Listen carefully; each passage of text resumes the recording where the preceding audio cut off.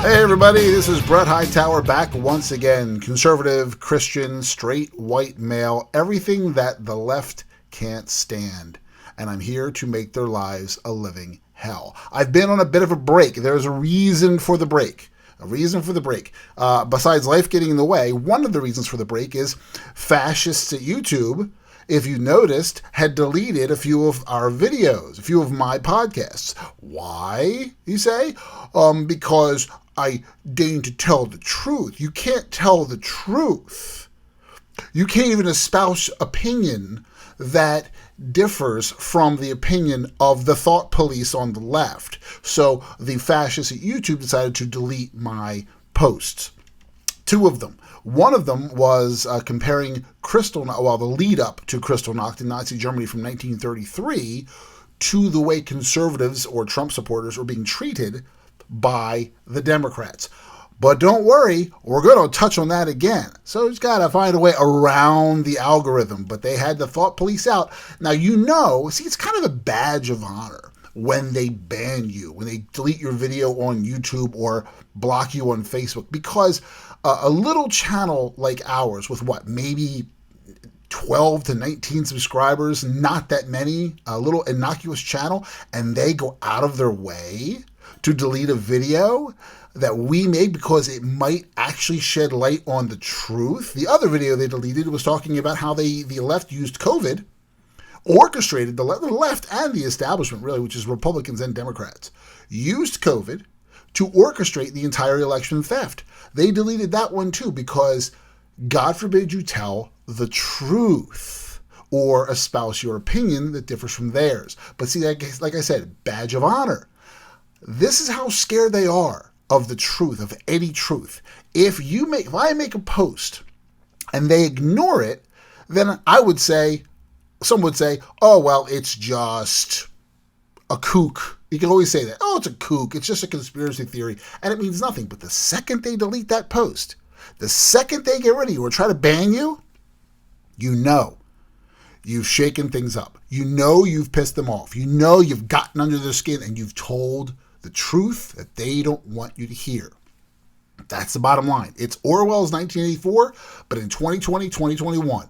It's just a couple years too late, couple decades too late, but Orwell was on the money. YouTube is part of the mass establishment, the left-wing propagandists who want to censor anybody on the right who has an opinion contrary to their own. Period. This is what they do. So it's like in 1984, it's the thought police. What the thought police did is they would craft a story. They would knock down anybody who had any kind of opinion that was contrary to what the leaders wanted the people to know. So like your New York Times, your ABC, your CBS, your NBC, your CNN, your MSNBC, Time Magazine, all the rest, they all conspire to tell the exact same story, the exact same mantra, and the exact same narrative. So everybody in this country hears the vast majority who don't listen to other parties of news, other sides of news, alternative media, they hear the exact same story repeated over and over and over and over again. Redundant, verbatim, by rote in each media outlet. So you'll hear, just wear a mask, COVID's deadly, over and over. Trump is a white supremacist, over and over. And they'll keep browbeating you because now here we go. Here comes your comparisons.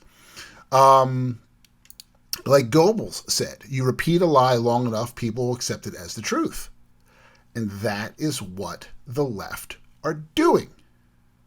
So, along those lines, the reason I jumped back into it wasn't that when they deleted the videos, I got discouraged, because that wasn't the case. I just got busy, and I was like, well, I'll get back to it.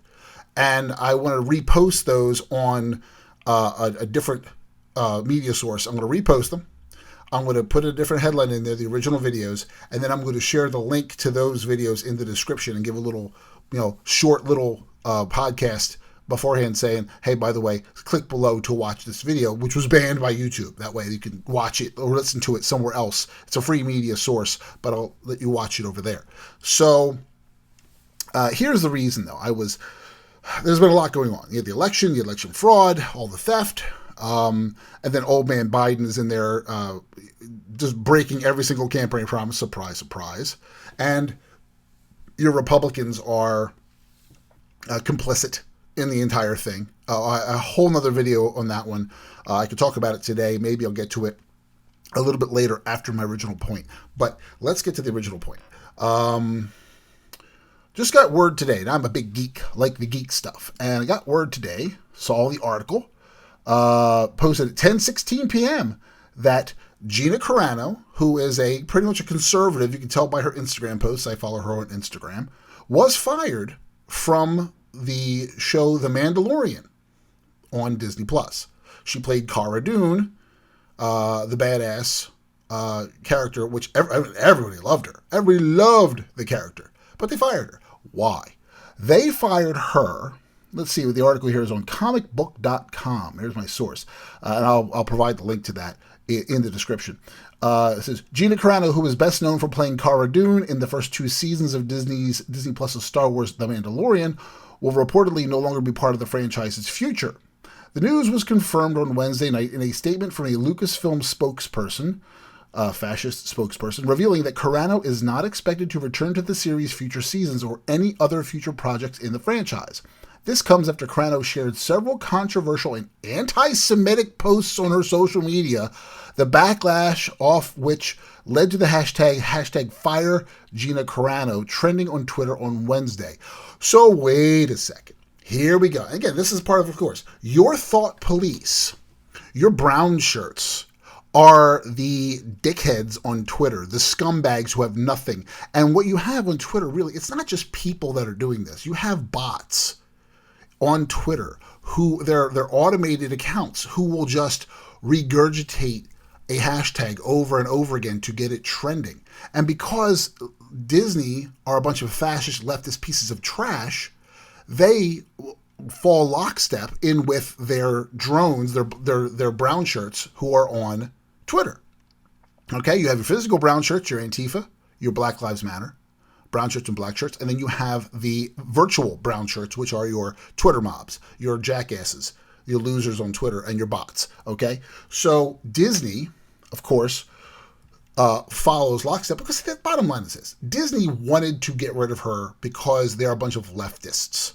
See, Walt Disney World used to be about America, about the pride of America, about what America was all about, the dreams of small town America and what you could be. And there was a lot of pride in it. But over the years, and I go to Disney pretty much every year. I did because, well, my wife loves it. But I went almost every year. A lot of it was for work. But I would go down there quite a bit. And you'd see the gradual decline in the patriotism at that park. I mean, you still have flags up and all that good stuff. But it's using America, but using it to mask social justice causes, environmentalism, and equal. Environmentalism and the word escapes me right now. But all these different causes, like they have the gay pride days now, and they have gay. I have no problem with gay people, no problem at all. But you don't force that as a norm when you're dealing with a mass public. When you have a small percentage of the population, 0.4% of the whole population, or 4% of the entire country's population, you don't make that the norm. But that Disney starts making it the norm, and they're forcing environmentalism down you. They're forcing causes down. And every time you go on a ride now, or you go to some kind of show, there's some kind of leftist cause being spewed about, whether it be a show or in a movie. They're constantly masking their agenda in films.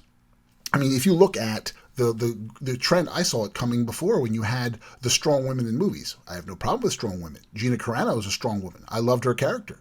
But I don't like it when it's at the expense of the man. So you had strong men and strong women in Mandalorian.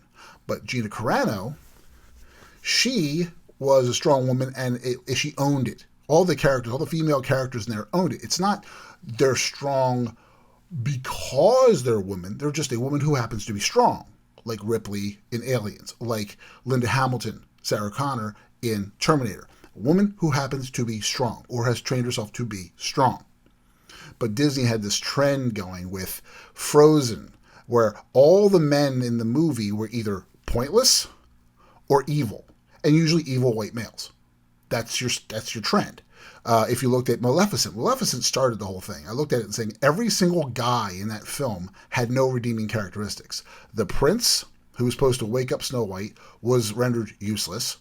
The king even betrayed his own daughter. She was symbolically raped by having her wings cut off in the woods. Maleficent was, which the men made her evil. I mean, it's Disney does that. They push that mantra. So you think maybe they're wising up by balancing it out with a little bit of the Mandalorian, having the women be strong, but kind of masking it in there, not forcing the point home that, look, they're women and they're strong. But no, they didn't wise up, because they had Captain Marvel, which was all about how strong a woman is. And I have, again, no problem with strong women, but you don't have to cater to the women. You're pandering to the females when you do that. So Disney's agenda became more and more prevalent, and I tolerated it. They were tap dancing on the minefield for years, and I tolerated it because of a youthful love of Disney. It reminds me of more innocent times. And all of a sudden, things started to really make a titanic shift over the last several years. When Iger came on board, it got worse and worse and worse. And now they fired Gina Carano. But why? Why did they fire Gina Carano? According to them, it says here, several anti-Semitic posts. Her post was something that I covered in a podcast that was deleted. This is what her post was basically about. And I'm going to give you the more detailed version of it. If you compare the way conservatives and Trump supporters, I believe she said Republicans in her post, but if you compare the way the Trump supporters and conservatives, predominantly Trump supporters, are treated by the left. I'm looking it up on the computer right now to make sure I have the right post. Here we go. If you look at it and you compare that to Nazi Germany in 1933, you're going to see a comparison. Now, they're going to call this anti-Semitic, but it's not. It's just using a correlation in history. It's comparing something that happened in the past, much like the left love to compare everything to 9/11 now, when they pissed all over our troops for the longest time who were fighting in response to 9/11. Now everything is a 9/11. It's a 9/11. The attack on the Capitol was a 9/11 type of event. Are you freaking kidding me? A bunch of losers attack the Capitol building and break a few windows and run through the hallways and maybe take a podium or move a podium around, and that's a 9/11 caliber event? Well, if anything, that's offensive, because over 3,000 people were killed on 9/11. But the left love to use 9/11 when it suits their own political narrative, because it's a relation to history. Now, if you say 9/11 was similar to Pearl Harbor, which we heard a lot on 9/11, yes. That's because 2,000 some odd people were killed in Pearl Harbor. It was a sneak attack. We were sneak attacked by the Muslim scumbags who attacked the World Trade Center, but attacked innocents, not troops, and killed thousands of people in 2 buildings and in a field in Pennsylvania. So that is a valid correlation. But comparing an attack on the Capitol building to 9/11 is pathetic. And that's just grandstanding, using, again, the Democrats love to dance on the bodies of the dead before they're even cold. This is what they do. And even after they're cold, they keep dancing on the bodies of the dead. They love it. When there's a shooting, when there's a mass shooting somewhere, they're there with their tap shoes, man, ready to do the soft shoe number right on the corpses of the dead, saying, look, we have to control guns. This is violent, or it's white supremacy. But it's never white supremacy. It's always some angry Democrat who does it. The mass shootings are always Democrats. Ever notice that? The mass shootings are always Democrats. Why? Because Democrats are angry and Democrats are unhinged. And they're unhinged because they're filled with hate on a regular day by the massive amounts of propaganda that's thrown their way by the left and their propagandists in the media 24 hours a day and all over social media. That's a fact. The Democrats are nuts. So comparing the attack on the Capitol of 9/11, they're trying to do a correlation in history. Now you see in my other video, which again I'll repost at another source, I think it's going to be on rumble.com, but in my other video, what started the whole comparison that I made to Kristallnacht, or to Nazi Germany and the treatment of conservatives, not Kristallnacht in general, it was Arnold Schwarzenegger. Arnold Schwarzenegger said, "Oh, the attack on the Capitol building is like the attack on like a Kristallnacht." Because his relation was because they broke glass at the Capitol building, and Kristallnacht is the night of broken glass. I mean, this guy has taken so much horse testosterone, his brain is an absolute mush puddle because he has no clue what he's talking about. A, Schwarzenegger was born in 1947. B, so that was after World War II. B, his father was a Nazi. The home of the Nazi party was Austria. His father was a Nazi. So here's a guy whose dad was a war criminal, Nazi, right? I don't know if he was a war criminal, but he was a Nazi, who was born after. And if you know your history, in Nazi Germany, you cannot, or in Germany after the war, you weren't allowed to learn about history of the Nazi party. There was censorship going on. What happened is we won. The Soviets took over the East Germany, which is where they built the Berlin Wall, and they got Berlin. And then the West Germany was controlled by the Germans, but it was controlled by the United States and the military. We controlled that to make sure that everything was in order. What you do is you go in, you take over their leadership, you control everything. The military is basically in charge as you're building up your own government there to make sure it runs everything properly. And then you censor them. They cannot communicate. They can't talk about the war. Can't talk about Nazis. They can't talk about their past. They can't do any of that. You have to censor that to keep the propaganda out of circulation. It's just because that's the spoils of war. You won. You beat them. Now you're telling them this is what you're going to have to do. And this is how you're going to have to do it. And that keeps the Nazis from reforming. And Germany was banned any talk of Nazism for the longest time. They still don't want to mention it. It's a blight on their history. They really don't like to talk about that in Germany. So guess what? Arnold would never have learned about Kristallnacht in Germany or in Austria because it was banned. He wasn't allowed to learn about that. So this moron is trying to compare a few Antifa pieces of trash, breaking a few windows, to the slaughter of 30,000. Let me see. Here, let's go to history.com under Kristallnacht. Let's read about Kristallnacht. Kristallnacht. Let me find it real quick.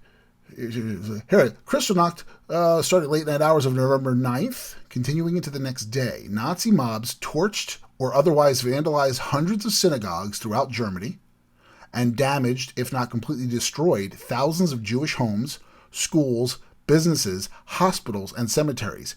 Nearly 100 Jews were murdered during the violence. Nazi officials ordered German police officers and firemen to do nothing as the riots raged and buildings burned. Does that sound familiar? The Nazi officials ordered the German police officers and firemen to do nothing as riots raged and buildings burned. Where have I mean, this is Kristallnacht itself, but where did I hear that before? Where have we seen that before? Oh, I don't know. Baltimore, where they told the cops to stand down, or Ferguson, Missouri, where there were riots and they said, oh, cops do nothing, or in Minneapolis, where everyone rioted after the killing of the criminal George Floyd, and they told the cops to stand down and do nothing, and the firefighters did nothing and everything burned. People's businesses were destroyed. Sound familiar? Because it's right there. That's a relation to history, okay? This is your history lesson. Then it says, although firefighters were allowed to extinguish blazes that threatened Aryan-owned property. Yeah, see, the minute it gets too close, then all of a sudden they need cops to protect them. In the immediate aftermath, here we go, of Kristallnacht, the streets of Jewish communities were littered with broken glass from vandalized buildings, giving rise to the name Night of Broken Glass. The Nazis held the German Jewish community responsible for the damage and imposed a collective fine of $400 million in 1938 rates, according to the U.S. Holocaust Museum.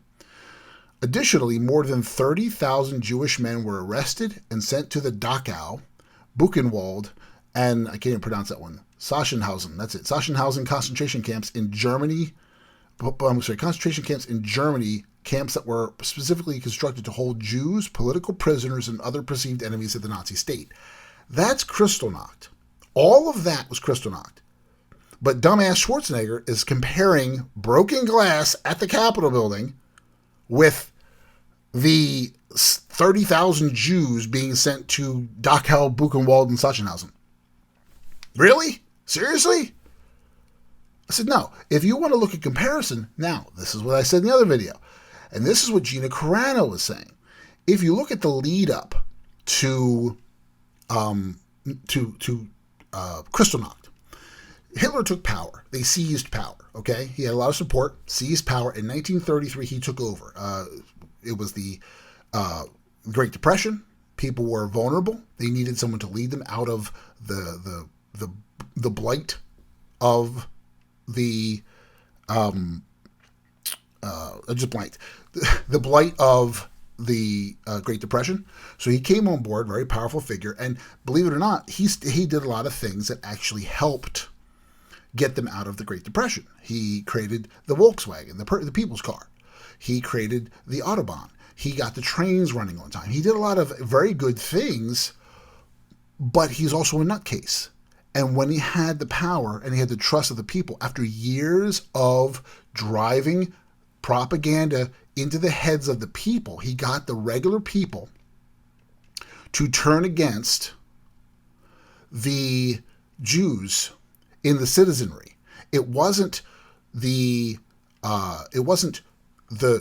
Nazi soldiers or government going against the people. They got their own people to go after themselves, much like the mask police are having your people, your Karens, go after you with your masks and turn in your neighbors for violating an ordinance for a mask or a recommendation for a mask to be worn. I mean, this is they turned the citizenry upon itself, so now it's permeating through as the norm in society. Okay, this is what they did over years in Nazi Germany. But now let's look at the definitions here. In May of 1933, this is when Hitler pretty much seized power, okay? In May of 1933, the writings of Jewish and other un-German authors were burned in a communal ceremony at Berlin's Opera House. Within 2 years, German businesses were publicly announced that they were no longer serviced Jews. The Nuremberg laws passed in December 1935. Decreed that only Aryans, blah, blah, blah. Let's go to the next one. Despite impressive... where is the rest? Trying to find the rest of it. Give me 1 second as I scroll through here. It's that was it. So that was. Here it is. Yeah, I'm sorry. I'm my head's going pretty fast right now, so I'm going to make sure I have everything. Here it is. Okay, so let's go again. If you take the word German or Nazi and replace it with Democrat, and you take the word Jew and you replace it with conservative or Trump supporter, then you have a comparison there. They closed, the Democrats closed conservative businesses, which they've done. They've boycotted. The Germans did that. The Democrats did the same thing. They closed conservative businesses. They're banning them from getting work.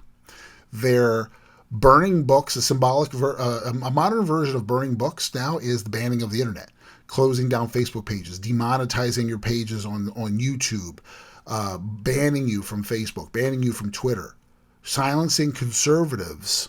That is a modern version of book burning. I mean, this is actually very, very scary. And the fact is that Gina Carano made the comment and said that she basically made the same comment, that what's happening now is similar to how the Jews were being treated by the Nazis. How Democrats are treating conservatives is how the Nazis treated the Jews back in 1933. She made that comparison. She wasn't saying it was Kristallnacht. She was saying it was the lead up to it, okay, in Nazi Germany. Perhaps not as eloquently as I'm putting it, if you want to call this eloquent, but she made that comment, right? She made that comparison, and she's 100% right. Well, Disney decided to fire her from The Mandalorian simply because she made that's their excuse. She made that comparison. First off, she made a lot of other posts that were very conservative on her Instagram, and there's nothing wrong with that. The only thing wrong with it is the leftists don't want to hear another opinion. You have to be lockstep. You have to walk in lockstep and adhere to their rules. You have to listen to the Nazi Germans, the Democrats, and do what they tell you to do. That's how it works.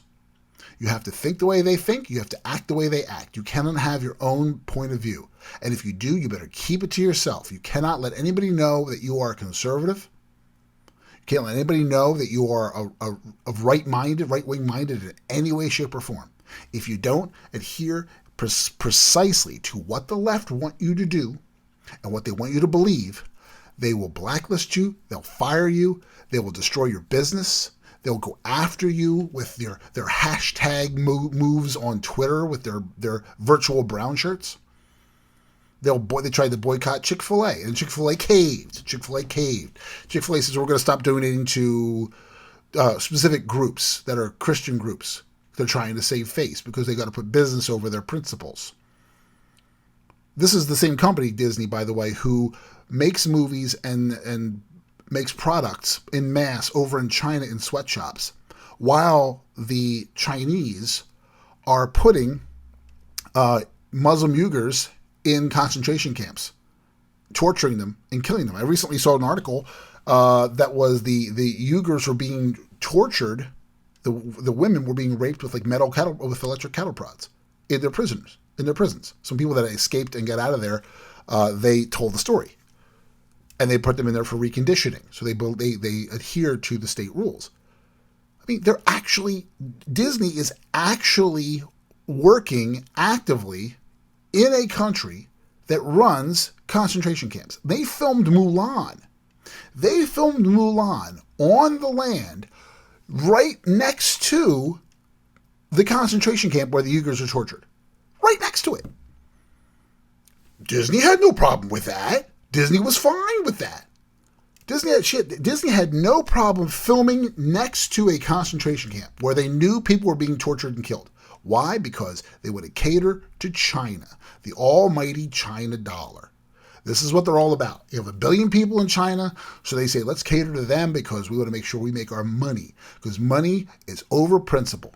Doesn't matter. Meanwhile, we're going to ban people and actually utilize fascist tactics and techniques against American citizens because they choose to post something that's just a correlation of history. It's comparison. It's a warning. It's like, guys, what's happening now to conservatives is a dangerous situation. This is very dangerous. I mean, they're going to start small and then they work their way up. I hear people saying all the time, well, just wear a mask. Just wear one. Just wear the mask. Yeah, that's how it starts. Just wear the mask. Just follow the curfew. Just close your business because we say so. Close your business because I say so, because you're not essential, because your business is not essential, so you don't get to work. When's the last time I heard that essential? When's the last time I heard that? Well, I'll tell you what, there's a movie that I saw. It's called Schindler's List. Remember Schindler's List? There was a guy who was in line and they were checking out all the Jews before they shipped them off to concentration camps. And they said the guy was deemed not essential. And he says, well, how am I not essential? I teach philosophy and history. How am I not essential? And they said, you're not essential.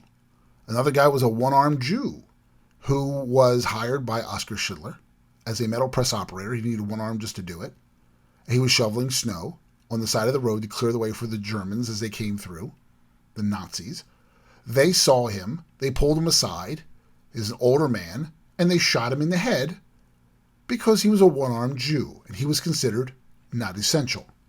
And he was saying all the way up to his death, I'm an essential worker. Oskar Schindler says, I'm an essential worker. Bang, he was shot in the head. Last time I heard about essential businesses, essential workers, that was Nazi Germany. And then they closed businesses. Last time I heard about book burning was Nazi Germany. Last time I heard of mass censorship was Nazi Germany. And where is it now? Yeah, it's happening now. Mass censorship.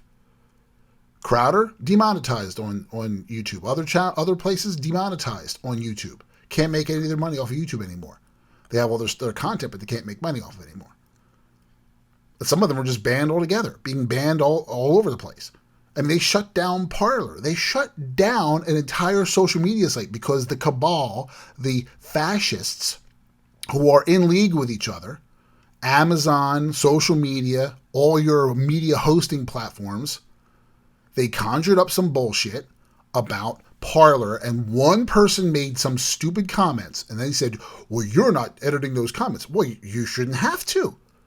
You shouldn't have to. If someone makes a stupid comment, that's on their call to do it. Because the minute you do that, the minute you edit it, you're in breach. You're in breach of Section 230 of the agreement, the Internet Agreement, which is paragraph 230 is if you delete a comment, all of a sudden now you are a publisher. You're editing their comment. So by editing a comment, by deleting someone's post, and actively doing it, you know, granted, there's hate speech and really bad things, but this wasn't hate speech, what the guy said. But by not deleting that, by the minute you delete that comment, you now have become a publisher, and you have breached the terms of Section 2 of Paragraph 230, which is what President Trump, was trying to said we should get rid of, because that's what they're violating that altogether, and that gives them the protections to not be held liable for content on the site. See, if you put something on the site and they don't touch it, they say, I'm not liable. I can tell them to take it off if you tell me to take it off, but I can't take it off. That's their stuff. They put it up there unless it's, you know, a certain term that we have pre-established. But they violate those terms all the time. And now they're censoring conservatives left and right. So they really are becoming a governing body. They're becoming a propaganda source. Facebook only wants you to hear what it wants you to hear or read what it wants you to read. They censored information for months before the election. I mean, how about the information about hydroxychloroquine? Did you see that information where they said, oh, hydroxychloroquine actually does work? Did you hear about that one? Hydroxychloroquine actually works. Let me see if I can find that here. It was recently put out. I'm not going to be able to find it this second because it just came to me. But they said that it actually worked. The World Health Organization said, yeah, it actually does a good job. Miraculously, after the election's over, how many tens of thousands of people died because they were not given hydroxychloroquine to treat COVID? How many?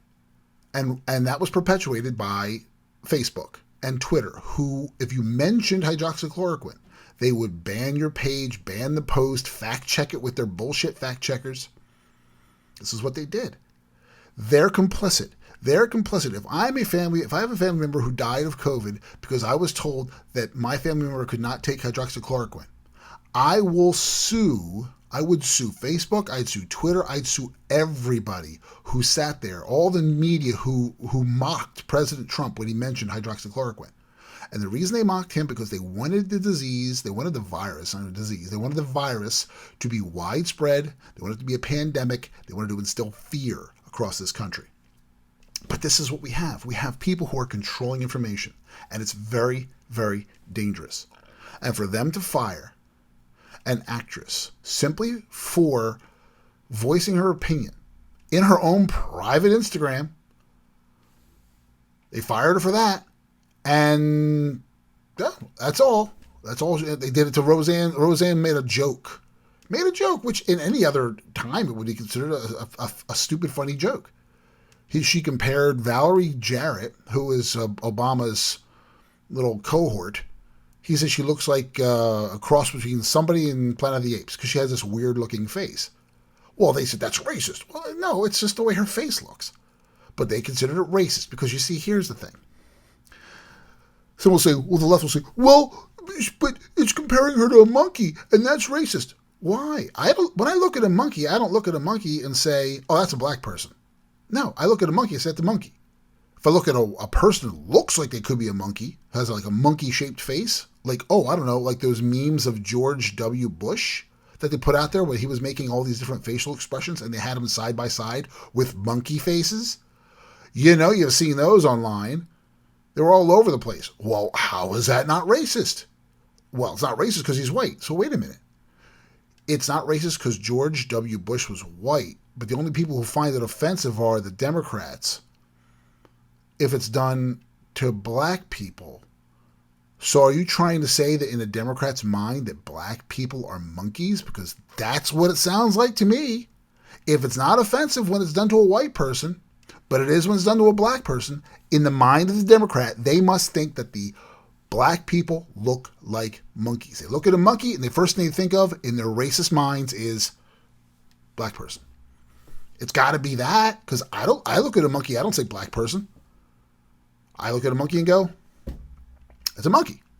But the Democrats see a monkey and you can't even show them. Remember that whole push a couple of years ago? I think it was near the end of Obama's last couple of years in office, where they had a banana. Someone put a banana peel in a tree, on a branch of a tree in a college, and the school got all upset because some students were offended and thought it was a racist symbol.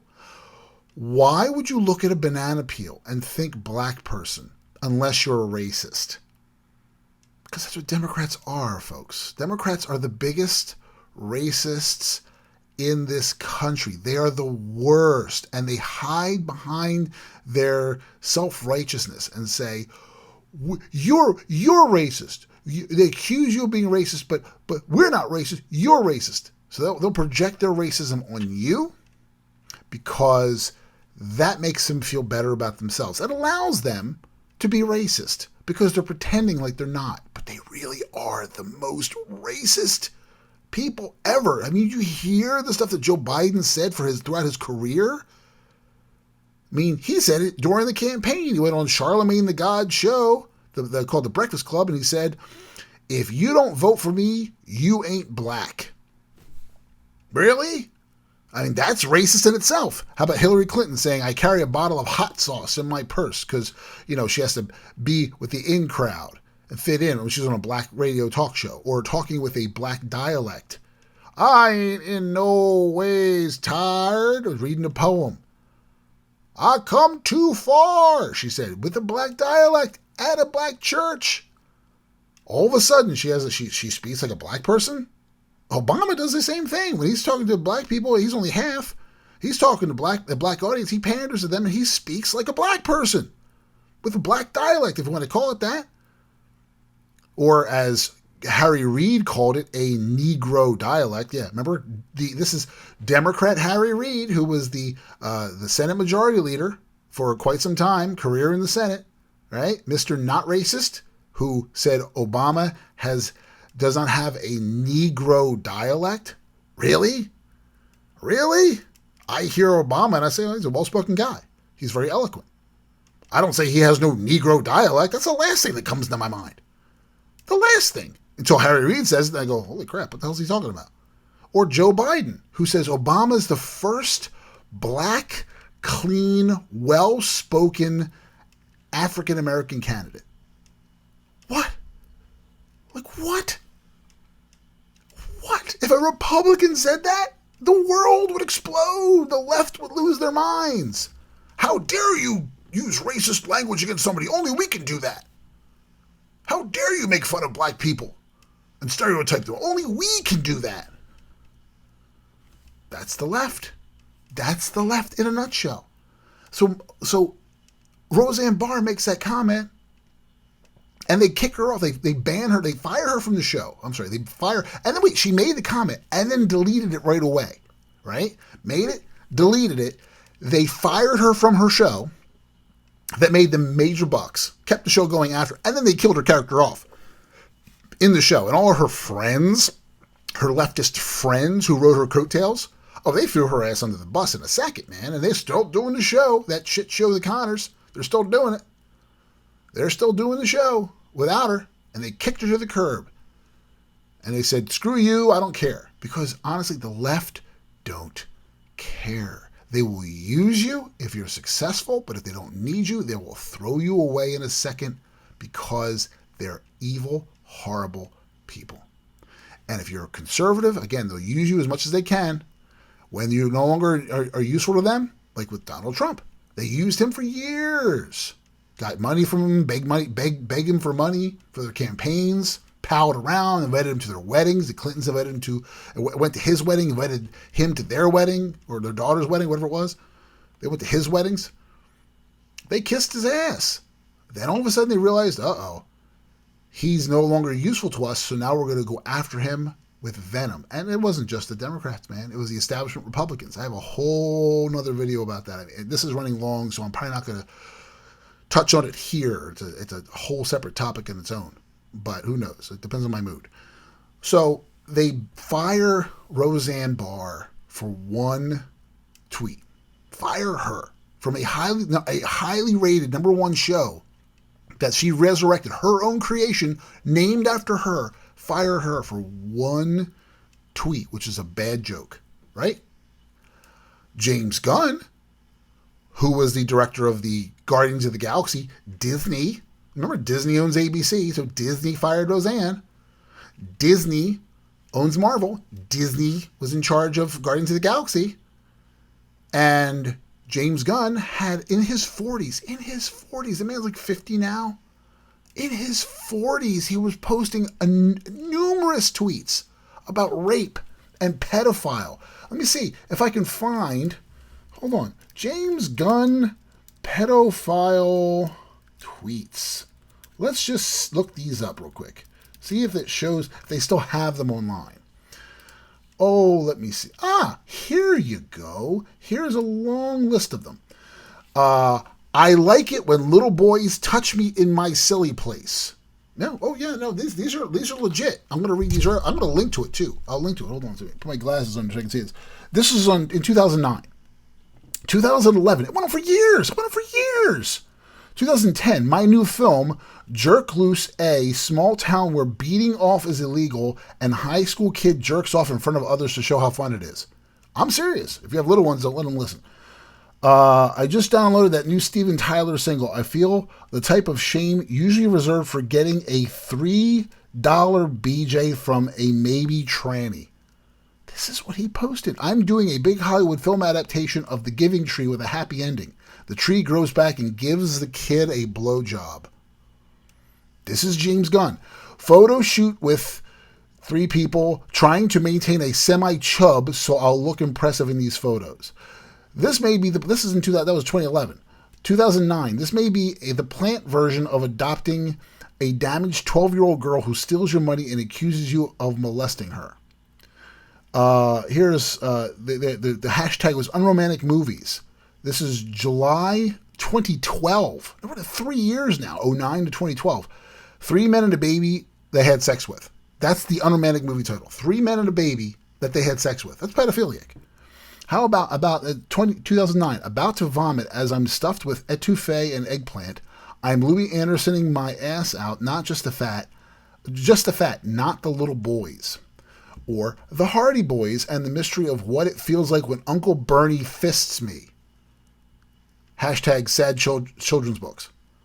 Or this one in 2011. This hotel shower is the weakest ever. Felt like a 3-year-old was peeing on my head.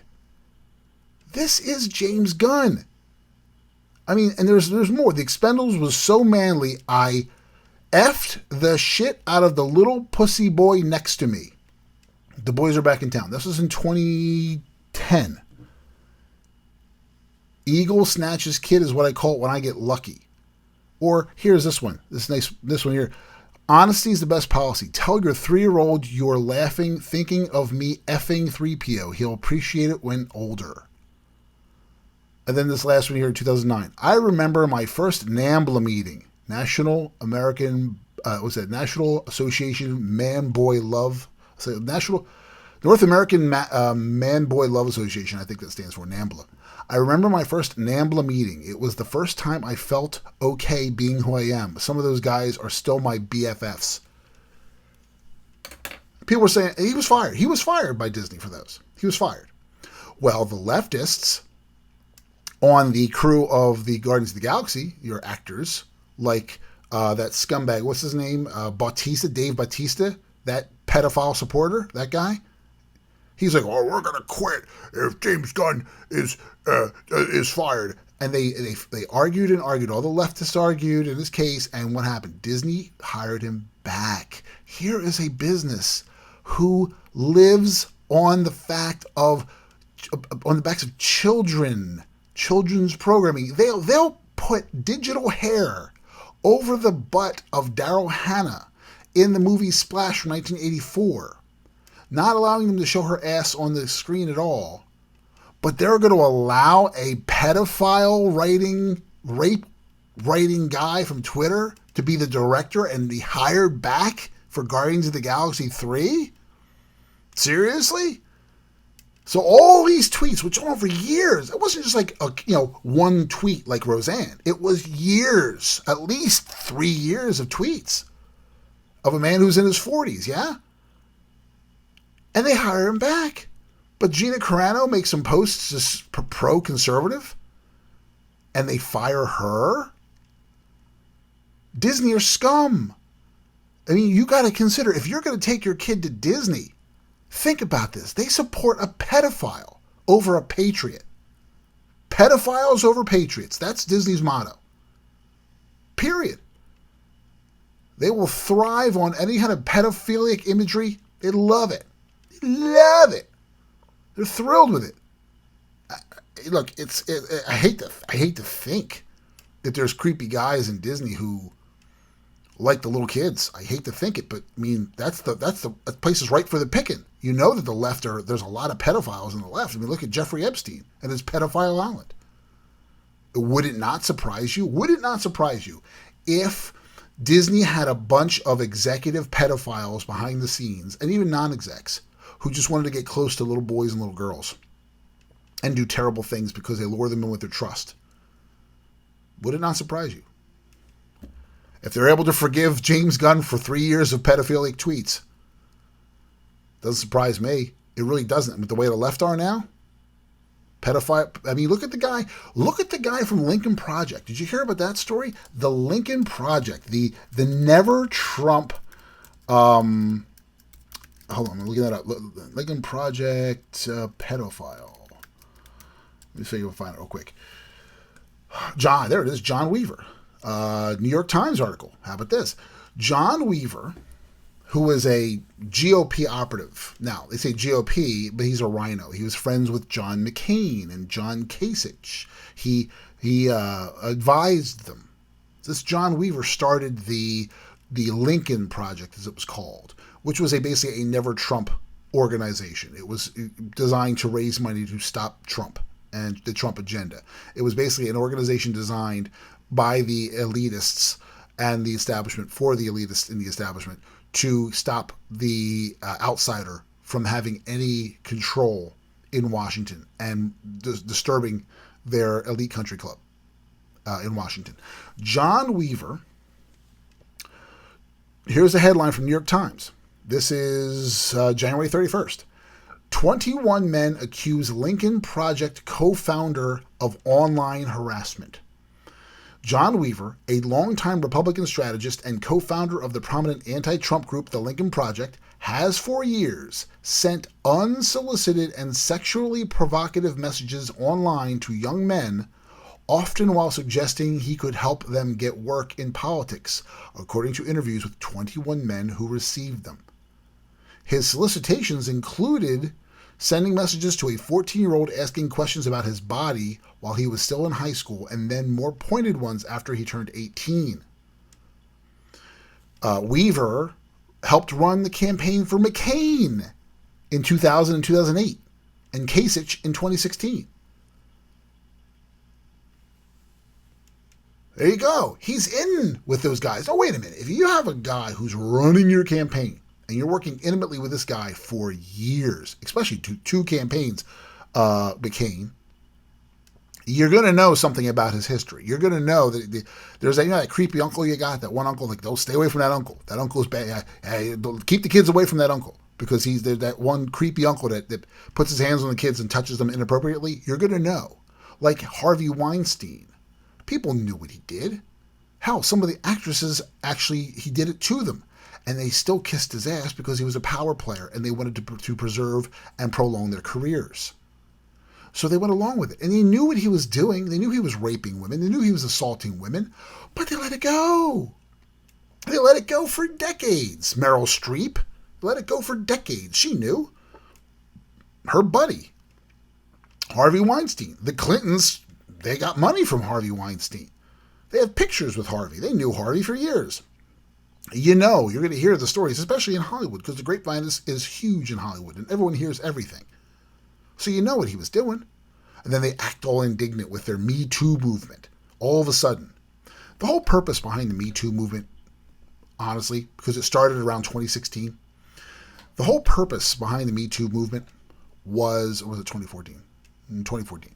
The whole purpose behind it was they were trying to set the stage to use that to go after Trump. They were doing everything they possibly could. They wanted to clean the skeletons out of their closet as best they could so they can go after Trump and say, look, we're trying to get rid of all bad people. And then they're going to try to point the finger at Trump and accuse him of sexual harassment and assault, which, of course, all these women magically come out of the woods and accuse Trump of everything. And they were all found to be false. Surprise, surprise. But they tolerated Weinstein and then acted all indignant. They knew, though, what he was doing. Weaver. You know McCain knew. If McCain didn't know, someone close to him knew. And if they didn't tell him, then they were in the wrong. And they tolerated it and they let it happen. Oh, he likes some little boys. So it's like Biden loves to touch little girls. You see those photo ops. He's touching little girls. His thumb is caressing the underside of their boob. Or he's reaching in trying to grab a cup of feel in a young girl who pulls his hand away. You see the video of that? I know you've seen it. But this is what we have. We have a group of pedophiles all throughout Washington and all throughout Hollywood. A bunch of scumbags like Kevin Spacey, who was fired from his show during the Me Too movement based on an accusation. But, hey, accusations are proof now, I guess. Well, here's Weaver with solid proof. And he's a pedophile. And he was buddies with McCain. Makes you kind of wonder, what does Lindsey Graham know? Why was Lindsey Graham catering to John McCain for the longest time when McCain was alive? And once McCain died, Lindsey Graham all of a sudden became a lot more vocal and kind of a support for Trump, even though he is still a scumbag. What did Lindsey Graham, what did McCain have on Graham? How much of a pedophile was Graham? You got to ask the question. I don't know, but you have to ask. I mean, if they're knowing this guy and they worked with him for you're working with a guy, he's a strategist for his campaigns. He ran McCain's campaigns twice. You're working hand in hand with that guy on a regular basis. You know you're going to find something out. Something's going to come out. So McCain either didn't know, which means he's an idiot, or he knew and he turned a blind eye to it, which means he's a scumbag. That's why I will still to this day insist that John McCain is not a hero. His war hero stopped when he started politics. Oh, he's a war hero. No, he was held prisoner for whoopee. I don't care about that now. For 30 years, he betrayed his people. He betrayed his voters, his constituents, and they were dumb enough to keep electing him. Morons in Arizona kept electing the same guy over and over again. I don't know why, because he always went back on his promises, and he was a rhino. He subverted any kind of opportunity for the Republicans to do great things. We were going to overturn Obamacare. He gave it the thumbs down. He was the one vote we needed that gave the thumbs down to Obamacare, to overturning Obamacare, because he just did it as an FU to Trump. He's a scumbag. John McCain is a traitorous scumbag. And either he didn't know, that means he's stupid, or he knew about Weaver, which means he's complicit, and he knew about the pedophilia. So if McCain and all these other guys in Washington, and there was a lot of them, I mean, hell, man, Justice Roberts, his name was alleged to be on the manifest for the flights to Pedophile Island for Jeffrey Epstein. Did John Roberts, does Justice Roberts do they have dirt on him? Is that why was constantly going after President Trump?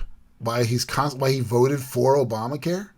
Why he chose, or did he vote for? He chose to rewrite Obamacare and legislate from the bench. Remember, the $600 was a fine. You got fined $600 if you didn't have Obamacare. Well, the government can't force you to buy something. So he said, well, from the bench, I'm going to change that and say it's a tax. It's not a fine. I mean, he's been going against the Republicans for years. So I got to wonder who on the Democrat pedophile side has dirt on John Roberts. You got to ask the question. You have to ask. You have to ask it. It's right there. If his name was on the manifest, that might explain a lot of things. But here we are. If that's the case, and pedophilia runs deep in Washington, and we already know it runs deep in Hollywood, then you have to ask the question, are there pedophiles in Disney?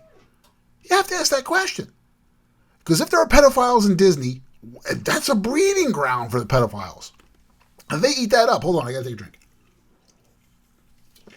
They eat that up. They love it. The little ones, think about it. You are working at theme parks where little kids will come there willingly, vulnerable, easily accessible, and their parents will trust the Disney people complicitly with their children. Complicitly. And then they have all those underground tunnels. All those underground tunnels in Disney where anything can go wrong, anything can happen. They have all these nice hotel rooms and suites. We don't know who's staying where and who's being invited where. And then there's times where the kids are alone and the parents. What about a Disney cruise where the parents are off doing their thing and the kids are left by themselves, able to have a good time? What's to make you think that maybe, who knows, some Disney executives are on those cruise ships or Disney workers are on those cruise ships who just love pedophiles, love the little ones? I mean, you got to ask the question. I don't know, but you have to ask it. What's to think that they're not? If they're able to tolerate pedophile tweets for years by James Gunn, then you got to wonder, are they themselves supportive of the pedophile lifestyle? Are they parts of NAMBLA? Who knows? You got to ask that question. Because they went after Gina Carano. She didn't say anything pedophilic. They said, oh, it's anti-Semitic. No, it wasn't. It was a correlation of history. It was a comparison of how conservatives are being treated now versus how Jews were treated leading up to Kristallnacht, in the early days of Nazi Germany. That's your comparison. And it's a sound comparison to make. It's very valid. I just spelled it out for you. It's very clear. I could do a whole, I did a whole show. I did a whole show on that. I'll try to link to that again. Once I get in the description here, I'll try to link to that again here. If not, find it on the channel. I'll link to the one that I put up in Rumble that was taken down off of YouTube because I hit too close to the mark for the fascists at YouTube. God forbid I actually hit close to the mark. Tell the truth. This is where we stand, folks. This is where we stand. You have a very popular show and a very popular character, and the fans love her. She gets fired because the fascists at Disney don't want her working because they don't agree with her politics. This is very similar to how they handled things in the lead up to the Holocaust in Nazi Germany. Am I saying there's going to be a Holocaust? No. I'm not saying that. There's one going on right now in China already with the Uyghurs and mass extermination of people. And Disney's complicit in that. They're cool with it. Well, as long as we make our Chinese money, I don't care if they're killing people in mass in concentration camps in China. Doesn't matter to me.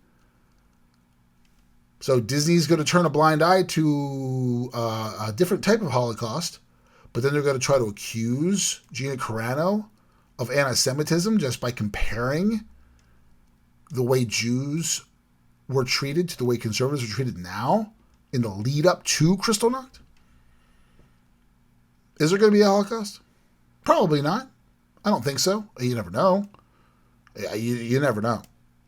If they take your guns away, it starts with that. They take your guns away. If they force us to give up our guns, then you got a problem. Because now you have to rely on who? The police. And they do what with the police? They tell them to stand down. So the police don't have to do anything. They're forced to not do something. or they defund the police, which is what they want to do. And then what happens? The police are defunded. We have no guns. Who's going to protect us? Nobody. And then the government can march in and do whatever they want to do. The reason we have guns is to protect us from a tyrannical government. So can a Holocaust happen? Well, anything can happen. Will it? Don't know. But are the signs similar to 1933 Nazi Germany? Absolutely. Absolutely. Gina Carano pointed it out, and they fired her because of it. There's no reason for it. Disney's a bunch of hypocrites. They're scumbags. Meanwhile, James Gunn's going to have a job. They're waiting for Guardians of the Galaxy Volume 3, and he's been hired back, even though he likes to tweet about pedophilia and rape. But that's okay. So in Disney's world, pedophile and rape, good. Conservatism and patriotism, bad. Remember that. All right? That's it. Okay, this is Brett Hightower, New Independence Network. Thank you very much for listening. I appreciate it.